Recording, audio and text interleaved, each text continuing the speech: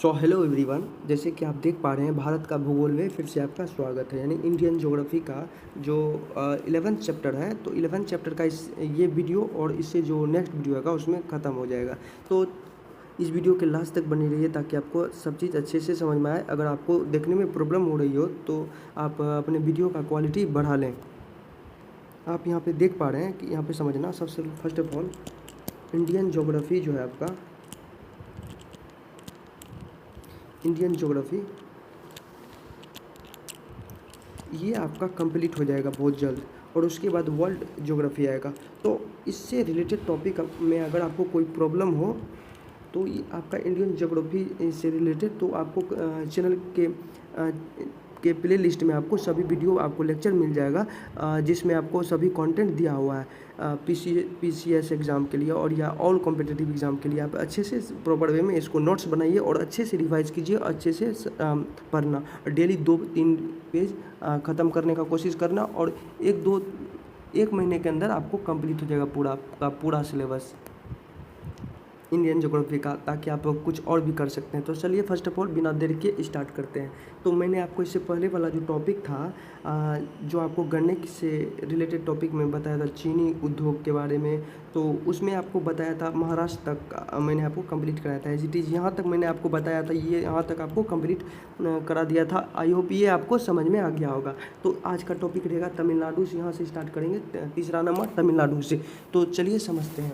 First of all समझना, अब यहाँ पे मैं समझाता हूँ। तमिलनाडु में गन्ने की प्रति हेक्टेयर उपज अधिक होती है, ठीक, तथा शर्करा की मात्रा भी अधिक पाई जाती है, और यहाँ पे इसी कारण शर्करा की मात्रा अधिक पाई जाती है। और इसका मुख्य कारण जो है अर्ध समुद्र तटीय जलवायु, और इसका मुख्य कारण क्या, अर्ध समुद्र तटीय जलवायु है। चलिए इसको फिर से एक बार समझाता हूँ। हुआ क्या कि तमिलनाडु में गन्ने की तमिलनाडु राज्य में गन्ने का प्रति हेक्टेयर उपज अधिक होती है। एक हेक्टेयर में अमूमन देखा जाए, दूसरे से तुलना किया जाए तो एक हेक्टेयर में गन्ने की जो है उपज अधिक होती है। और तथा यहाँ पे क्या है, शर्करा की मात्रा भी अधिक पाई जाती है, और यहाँ पे मीठा होता है, शर्करा की मात्रा भी यहाँ पे अधिक पाई जाती है। इसका रीजन पूछा जाए तो आप रीजन के तौर पे डालोगे, यहाँ का रीजन है समुद्र तटीय जलवायु है, तो इसी कारण से। तो चलिए यहाँ तक मैंने आपको समझाया, आई होप ये आपको समझ में आ गया होगा। ये समझो आप, यहाँ कोयम्बटूर, यहाँ देखो तिरुचिरापल्ली और वेल्लोर एवं अर्काट चीनी और उत्पादन के प्रमुख केंद्र है। इन जगहों पे चीनी उत्पादन का प्रमुख केंद्र है, इसको नोट कर लेना। ये समझाने वाला टॉपिक नहीं है, ये देख लो, याद हो जाएगा, और याद कर सकते हो तो कर लो। अब देखो यहाँ पे चौथा टॉपिक, अन्न उत्पादन केंद्र के बारे में देखेंगे। चीनी उत्पादन केंद्र, अन्न उत्पादन केंद्रों में कर्नाटक हो गया, आंध्र प्रदेश, गुजरात, बिहार, पंजाब और हरियाणा एवं राजस्थान यहाँ पे प्रमुख केंद्र है, तो ये आप नोट कर लेना। अब चीनी उद्योग का दक्षिण भारत में केंद्रीकरण के कारण, अब देखेंगे चीनी उद्योग का दक्षिण भारत में विकेंद्रीकरण, यहाँ पे क्या लिखा है, विकेंद्रीकरण के कारण देखेंगे। ये टॉपिक हेडलाइन यहाँ पे दो, विकेंद्रीकरण के कारण, चीनी उद्योग का दक्षिण भारत में विकेंद्रीकरण के कारण। मैं बार बार बोल रहा हूँ ताकि आप ये हेडलाइन ले लेना, कलर थोड़ा सा अलग कर देता हूँ, इसको नोट कर लेना, विकेंद्रीकरण के कारण। अब यहाँ पे समझना, दक्कन के पठार की काली मृदा गन्ने के फसल के लिए अनुकूल होती है। नमी धारण क्षमता अधिक होने के कारण यहाँ सिंचाई की आवश्यकता कम होती है। अब चलो मैं इसको समझा देता हूँ।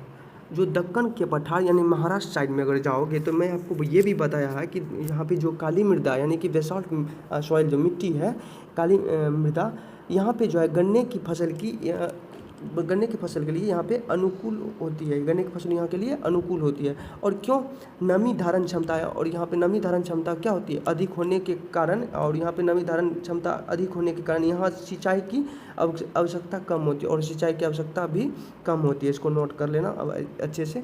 आई होप ये आपको समझ में आ गया होगा। अब देखो यहाँ पे, समुद्री अर्ध जलवायु गन्ने में शर्करा की मात्रा में पेराई की अवधि में वृद्धि करता है, और समुद्री जलवायु जो है गन्ने में शर्करा की मात्रा को क्या करता है, पेराई में उन्हें वृद्धि कर देती है शर्करा की मात्रा में, और जिससे शर्करा की मात्रा में कमी अधिक नहीं हो पाती है, और जिससे शर्करा की मात्रा में कमी अधिक नहीं हो पाती है। आई होप ये अभी आपको समझ में आया। अब यहाँ पे समझना, दक्षिण भारत की चीनी मिलों की स्थापना जो है और सहकारिता के माध्यम से हुई है। तो फिर से समझना, दक्षिण भारत की चीनी मिलों की स्थापना जो है, दक्षिण भारत में चीनी मिलों की स्थापना जो है सहकारिता के माध्यम से हुई है। इसको नोट कर लेना, ये इंपॉर्टेंट टॉपिक है, ये बहुत एग्जाम में पूछे जाते हैं। तो अब दक्षिण भारत के गन्ने में रस की मात्रा अधिक होती है, और दक्षिण भारत में गन्ने में रस की मात्रा अधिक होती है, इसको भी नोट कर लेना। और दक्षिण भारत में विद्युत संसाधनों की उपलब्धता सुगम है, और दक्षिण भारत में विद्युत संसाधनों की उपलब्धता सुगम है। क्या है? सुगम। इसको नोट कर लेना। अब जूट उद्योग के बारे में देखेंगे। चलिए, गन्ना से रिलेटेड टॉपिक यहाँ पे कंप्लीट हो गया।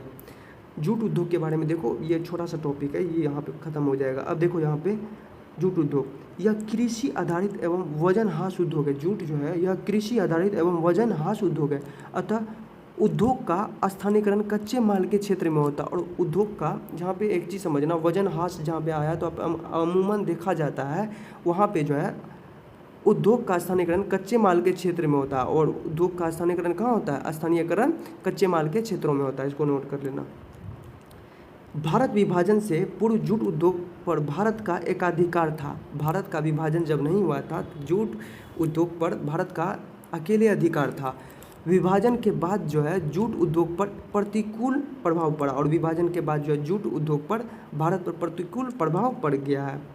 और क्योंकि ये प्रभाव क्यों पड़ा है वो भी समझते हैं। विभाजन के बाद जो है भारत में अधिकतर जूट कारखाने रह गए हैं, और विभाजन के बाद जो है भारत में अधिकतर जूट कारखाने तो भारत में रह गए हैं, जबकि जूट उत्पादन का जो अधिकतर क्षेत्र है पूर्वी ये पाकिस्तान में पड़ जाता है, जो अलग देश बन गया है, और वर्तमान में बांग्लादेश में चला गया था। तो ये भी आपको समझ में, यहाँ तक मैंने आपको बताया। वर्तमान में भारत में इस उद्योग का केंद्रीकरण पश्चिम बंगाल राज्य में है। वर्तमान में भारत में इस उद्योग का केंद्रीकरण जो है पश्चिम बंगाल राज्य में स्थित है। इसको भी नोट कर लेना। आई होप ये भी आपको समझाया, यहाँ तक आपको समझ में आ गया होगा। जूट से रिलेटेड टॉपिक कंप्लीट हो गया। अब नेक्स्ट टॉपिक समझना। अब यहाँ पे समझना, कागज उद्योग के बारे में समझेंगे।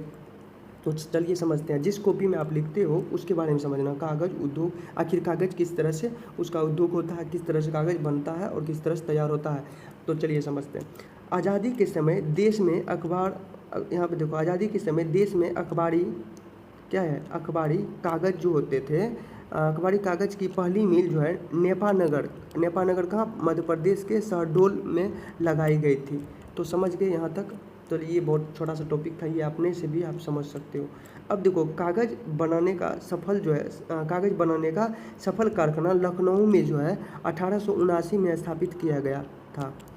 अब यहाँ पे समझ, कागज़ बनाने का सफल कारखाना जो है लखनऊ में, यूपी यानी लखनऊ में 1879 में, लखनऊ में 1879 में स्थापित किया गया तथा पुनः 1881 ईस्वी में टीटागढ़ में पश्चिम बंगाल में कारखाने लगाए गए हैं। और पुनः जो है इसको टीटागढ़ में पश्चिम बंगाल में कारखाने लगाए गए हैं। और यहीं से आधुनिक कागज़ का उद्योग की शुरुआत मानी जाती है। और ये इसको नोट कर लेना, आधुनिक कागज़ के बारे में पूछा जाता है। आधुनिक कागज़ कहाँ से? पश्चिम बंगाल में कारखाने लगाए गए हैं, और यहीं से आधुनिक कागज़ उद्योग की शुरुआत मानी जाती है। इसको नोट कर लेना। अब यहाँ पे समझना, कागज़ उद्योग के वजन ह्रास उद्योग, कागज़ उद्योग जो है एक प्रकार का वजन ह्रास उद्योग है। अतः इस उद्योग का स्थानीयकरण जो है मुख्यतः कच्चे माल के क्षेत्रों में ही होता है। और इस तरह के उद्योग जो होते हैं स्थानीयकरण मुख्यतः कच्चे माल के क्षेत्रों में ही हुआ है। तो इसको नोट कर लेना। तो चलिए अब अगला टॉपिक समझते हैं। कागज़ उद्योग में प्रयुक्त कच्चा माल देख लेते हैं। कागज़ उद्योग में जो प्रयुक्त कच्चा माल होता है कौन कौन से हैं वो देख लेते हैं। ये नोट कर लेना, ये बहुत ही हेडलाइन दो यहाँ पे कॉपी में और लिखो। यहाँ पे समझना, जैसे मुलायम लकड़ी हो गया, देख लेते हैं मुलायम लकड़ी कहाँ पाया जाता है। मुलायम लकड़ी जो है यह हिमालय के कोनधारी वनों से प्राप्त होती है।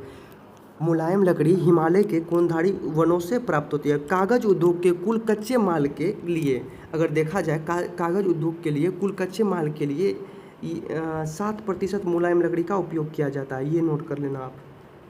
चलिए अब देख लेते हैं नेक्स्ट, बांस तो आप सुने ही होंगे, आपके खेतों में भी बांस होंगे, आपने देखा भी होगा बांस।